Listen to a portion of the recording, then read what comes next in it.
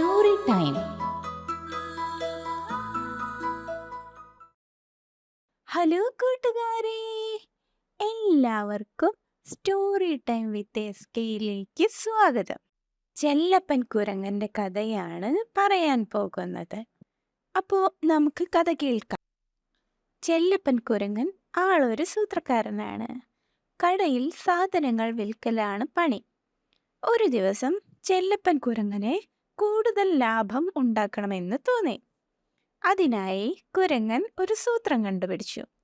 സാധനങ്ങൾ തൂക്കം നോക്കാൻ ഉപയോഗിക്കുന്ന ത്രാസിൽ 1 കിലോയുടെ തൂക്കക്കട്ട മാറ്റി 3/4 കിലോയുടെ തൂക്കക്കട്ട വയ്ക്കുക. വാങ്ങുന്നവർ 1 കിലോ ആണെന്ന് കരുതി 3/4 കിലോ വാങ്ങിപ്പോവും. 1/4 കിലോ ലാഭം. അങ്ങനെയിരിക്കെ ബബ്ലു കരടി തേൻ വാങ്ങാനായി ചെല്ലപ്പൻ കുരങ്ങന്റെ കടയിലെത്തി. ചെല്ലപ്പ, ഒരു കുടം തേൻ. ചെല്ലപ്പൻ ത്രാസ് എടുത്ത് ഒരു തട്ടിൽ കുടവും മറ്റേ തട്ടിൽ 3/4 കിലോയുടെ തൂക്കക്കട്ടയും വെച്ചു. എന്നിട്ട് കുടത്തിൽ തേനൊഴിച്ചു. കൃത്യം 3/4 കിലോയായപ്പോൾ 2 തട്ടും ഒപ്പമായി. കുരങ്ങൻ പറഞ്ഞു, ഇത് 1 കിലോ ഉണ്ട്, 100 രൂപ. പാവം ബബ്ലു പറ്റിപ്പ് അറിയാതെ തേൻ വാങ്ങി. കുറച്ചുനേരം കഴിഞ്ഞപ്പോൾ ചിന്നുമുയൽ വന്ന് 2 കിലോ ക്യാരറ്റും വാങ്ങി.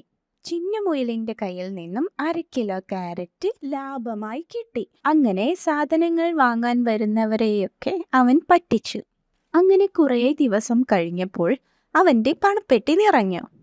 ചെല്ലപ്പൻ കുരങ്ങന് സന്തോഷമായി. പണപ്പെട്ടി നിറഞ്ഞല്ലോ. കുരങ്ങൻ പണപ്പെട്ടി സഞ്ചിയിലാക്കി. എന്നിട്ട് കടപൂട്ടി വീട്ടിലേക്ക് പുറപ്പെട്ടു. വീട്ടിലെത്താനായി ഒരു പാലം കടക്കണം. പാലത്തിലൂടെ നടക്കുമ്പോൾ ഒരു കല്ലിൽ തട്ടി ചെല്ലപ്പൻ വീണു. ചെല്ലപ്പന്റെ കയ്യിലുണ്ടായിരുന്ന സഞ്ചി തെറിച്ച് പുഴയിൽ വീണു. അയ്യോ, എന്റെ പണമെല്ലാം പോയേ.